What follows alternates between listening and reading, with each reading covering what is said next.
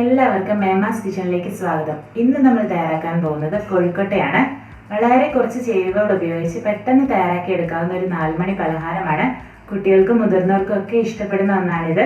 അപ്പോൾ നമ്മൾ വീഡിയോയിലേക്ക് പോകുന്നതിന് മുമ്പ് നിങ്ങളുടെ ചാനൽ ഇതുവരെ സബ്സ്ക്രൈബ് ചെയ്തിട്ടില്ലെങ്കിൽ ദയവായി ഒന്ന് സബ്സ്ക്രൈബ് ചെയ്യണം. നോട്ടിഫിക്കേഷൻസ് ഒക്കെ ലഭിക്കാൻ ബെൽ ബട്ടൺ ഒന്ന് ക്ലിക്ക് ചെയ്യണം. അപ്പോൾ ഇനി നമുക്ക് കോഴിക്കോട്ട തയ്യാറാക്കുന്നത് എങ്ങനെയാണെന്ന് നോക്കാം.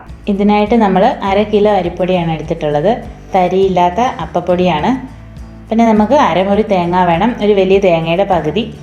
പിന്നെ പഞ്ചസാര 7 ടേബിൾ സ്പൂണോളം വേണം. പിന്നെ 1/2 ടീസ്പൂൺ ജീരകപ്പൊടി, ആവശ്യത്തിന് ഉപ്പ്. ഇനി നമ്മൾ തേങ്ങയൊന്ന് ചെറുതായിട്ട് അരച്ചെടുക്കുന്നുണ്ട്. ചിലർ അരയ്ക്കാതെ ചേർക്കാറുണ്ട്. തേങ്ങ ഒത്തിരി കടിക്കാതിരിക്കാൻ ഒന്ന് ചെറുതായിട്ട് നമുക്ക് ഒതുക്കിയെടുത്താൽ മതി.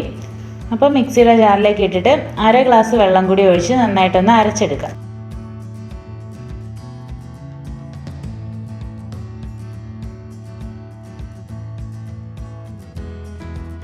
ഒത്തിരി അങ്ങ് അരഞ്ഞു പോകാതെ ഒന്ന് ഒതുക്കിയെടുത്താൽ മതി. ഇതുപോലെ നമ്മൾ അരച്ചെടുത്തിട്ടുണ്ട്. ഇനി നമ്മളൊരു 1.5 ഗ്ലാസോളം വെള്ളം ഒന്ന് അടുപ്പത്ത് വെച്ച് തിളപ്പിച്ചെടുക്കണം. വെള്ളം തിളയ്ക്കുമ്പോൾ നമുക്ക് ഫ്ലെയിം ഓഫ് ചെയ്യാം. ഇനി നമുക്ക് പൊടി കുഴച്ചെടുക്കാം. ആദ്യം നമ്മൾ പൊടിയിലേക്ക് അരച്ച് വെച്ചിരിക്കുന്ന തേങ്ങയാണ് ചേർക്കുന്നത്.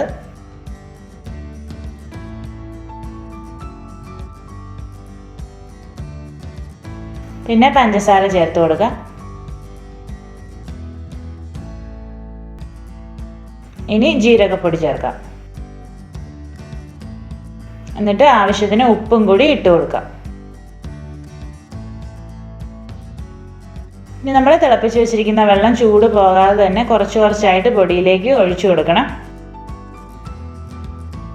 ഇനി ഒരു തവിയുടെ അറ്റം കൊണ്ട് ഇതുപോലെ നമുക്ക് മിക്സ് ചെയ്യാം. ചൂടായതുകൊണ്ട് നമുക്ക് കൈകൊണ്ട് കുഴയ്ക്കാൻ പറ്റത്തില്ല. അപ്പോൾ തിളപ്പിച്ച വെള്ളം മുഴുവൻ നമ്മൾ ഇതിലേക്ക് ഒഴിക്കരുത്, ആവശ്യത്തിന് മാത്രമേ ഒഴിക്കാവുള്ളൂ.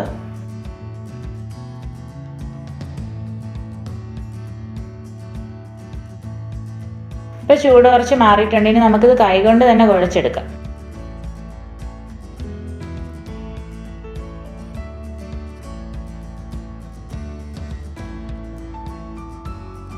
ഇനി നമുക്ക് ചൂടുവെള്ളം ഒഴിക്കണമെങ്കിൽ നമ്മൾ തവി കൊണ്ട് മാത്രം കോരി കുറച്ച് ഒഴിച്ചാൽ മതി, അല്ലെങ്കിൽ വെള്ളം കൂടിപ്പോകും. ഇനി നല്ലപോലെ ഇത് കുഴയ്ക്കണം.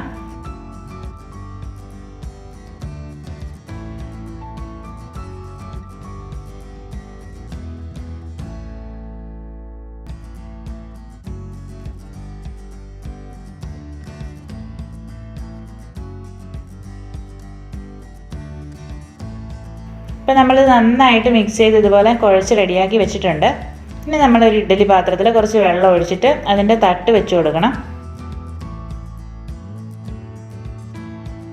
ഇനി നമുക്ക് കുഴച്ച് വെച്ചിരിക്കുന്ന പൊടി കൊണ്ട് ഒരു നെല്ലിക്ക വലുപ്പത്തിൽ ബോൾ ഷേപ്പിൽ ഉണ്ടാക്കിയെടുക്കാം.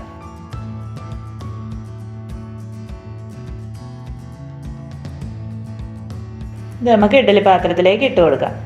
ഇങ്ങനെ എല്ലാം നമുക്ക് ഒന്ന് ഉരുട്ടി റെഡിയാക്കി എടുക്കണം.